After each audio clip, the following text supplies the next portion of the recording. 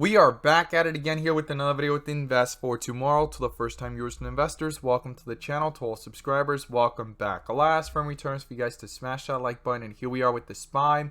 And especially after Friday's big drop, we need to talk about what the inflows versus outflows are showing and also what 42 Vision is showing. But before we break it all down, I want to share with you guys the home run opportunity I mentioned this morning over at the Discord. And as you see popping up here on the screen, these are some of the home runs I managed to find last week, and while they're not guaranteed to be this way every single day, we strive for opportunities like these every single day.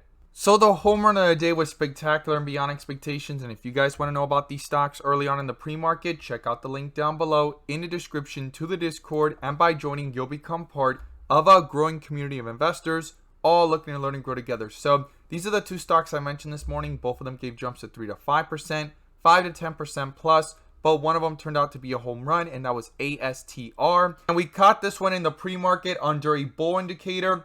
Inflows got crossed, continuation of strength here on 42 Vision, and hit a highest point of 20% plus within minutes, guys. If you guys want to know about these stocks early on in the pre-market, check out the link down below in the description to the Discord. We look forward to having you join us, and we strive for opportunities like these every single day. Let's jump into these charts. So here we are with the SPY sitting sideways after such a big drop on Friday, after Jay Powell's comments, the more aggressive Fed, and yet today things slightly bounced up from those bottoms, and it's kind of just sitting sideways right now within the volatility, right? I'm going to pull up the bull and bear indicators, which you can now gain access to as well. The link is down below in the description to the 42 Vision indicator, getting connected to our SPY bot, our QQQ bot, our newly released Tesla bot, and we have other bots on the way so that you can receive the clarity and edge that you deserve within the volatility of the markets to maximize on opportunities. And you can now join the members using these resources to maximize in either direction by receiving this clarity and edge over the charts. And in today's video, I'm going to pull up the inflow versus outflow indicator, which adds that extra layer of confirmation to allow us to have that edge within the volatility. So here we are with the SPY under a bear indicator on the 1 hour. We're also going to go ahead and zoom in towards the 30-minute here. The bear indicator is still there as well, and the outflows got crossed. Now today it slightly bounced back up, and then it bounced right back down, and we need to talk about what's going on there within the volatility and what it is I'll be watching. And on the 1 hour, the outflows actually started to dominate, and it's still dominating as we speak today, right? Some inflows here, but not enough to cross the midpoint, and that's going to be important here to see.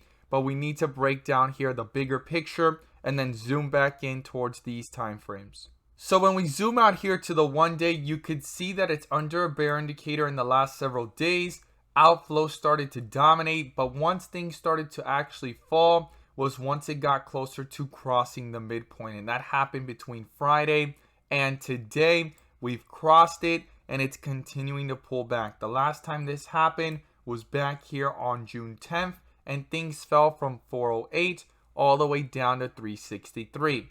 Now, a lot of people are stating if it was to pull back and continue to retest the recent lows, it may not even break through it. It's just going to get close to it. Not guaranteed, but that's the speculation, right? And what Wall Street's stating, what a lot of articles are stating, and everyone is stating right now. Now, it's super important to watch it the closer it gets to these lows, because it could possibly roll over and get these outflows on even bigger time frames. But right now, on the 1 day, we have crossed. We are under a bear indicator, and we need to see if this is going to slow down and sit sideways or continue to the downside, pulling further away from that midpoint all the way down, right? So super important area to be watching this. They did get crossed, and also on the 4 hour, it's been several days since the first cross happened back here on August 19th. Got that bear indicator. This past week, it was sitting sideways leading up to that date of Jay Powell speaking at Jackson Hole, and then all of a sudden, it got crushed on Jackson Hole Day. It got those outflows, and things are dominating right now on the outflow side of things, right? We're way below that midpoint here, and you could see that some inflows are trying to reappear, and that's exactly what happened here in a matter of a few days, and it brought the indices back up specifically the SPY and the indices back up from 412 all the way to 420, nearly a 10 to 20% move. So right now we are in outflow territory, dominating on the 1 day. On the 4 hours, we could see here, right, a cross. We need to watch this carefully. We are under a bear indicator and see if this goes all the way down to a dip area, which is why with red borders. The last time this happened was between June 13th and June 16th. Hit that dip area. That's what 42 vision allows us to see. Inflow started to pick up, still had not crossed. So that's why things came up and kind of sat sideways. And where the real momentum picked up was once that bull indicator popped up and inflows got crossed and dominating all the way up to the point from way down here of 380s all the way to 430s, right? So right now we need to see, is it gonna hit a dip area as well on the 1 day again before doing the next leg up? We are under a bear indicator. Yes, the outflows are dominating, but I need to see that dip area form because it may not even touch that. It may just hit red like it did here these last 2 times, and then it picked up momentum, got a bull indicator again, and continued the shifts. But hitting these dip areas allow us to know when the stock market or any stock you're charting or anything that's being charted per se, even commodities, forex, crypto, whatever it is, with 42 vision, it allows us to know that there's extreme weakness. Then we watch for these inflows to pick up, and when they cross and a bull indicator as well, movement starts to pick up. That's what this is all about, giving us that perspective and allowing us to have that edge and clarity within the volatility. So right now, outflows are dominating on the 4 hour and the 1 day as we see. We are in a dip area though on the 4 hour. Now you could see how it tried to bring itself back up here, and this was a really weak move back up. But once we hit dip areas, there tends to be reversals, and some are stronger and some are weaker. So keep that in mind as well. Now when we zoom in here, we need to go ahead and watch here on the 30-minute. Are these inflows going to get crossed going into tomorrow? I think that's going to be very important, because if it pulls right back down, then it's going to take this back towards the recent lows, and 401 is the support. I believe 400 is a huge support level and psychological level for many investors. If that gets broken through, the next level would be 395 and down towards 390.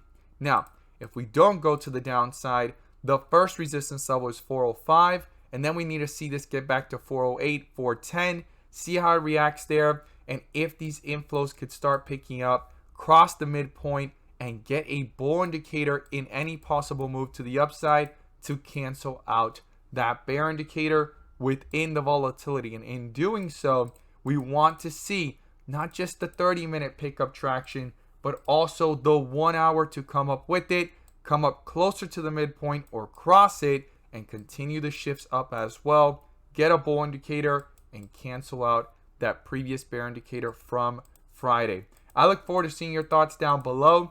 As always, these are the things I'm watching. And the main thing, just to give you guys a little bit of nuggets, that is also interesting is oil, guys. I talked about this in the previous video. It was under a bear indicator, and I stated we need to watch it as it tries to bring itself back up. If it gets a bull indicator, if those inflows get crossed, happen in these last several days and hours, and then now it's popping up and we're at new highs. The recent new high was 95. Now we're towards 96, and the closer this gets to 100, the more volatility I think it's going to bring over the markets. And at the same time, the VIX is under a bull indicator and pushing up higher. So I look forward to seeing your thoughts down below. These are the key things I'm watching right now to see if we find support or if the volatility will continue. And if we start pushing back up, how strong will it be? It's going to take breaking through these inflows on the 1 hour and also bringing the 4 hour. Even though it doesn't cross the midpoint, start bringing it up like it did right here. Even though it didn't cross it, until it crossed it, that's when the bigger moves happen. But at least it started to begin from down here at 412 up towards 414. You know, even though it's a $2 move, you want to see things start to pick up on multiple time frames. Thank you guys so much for watching, and let's make some money.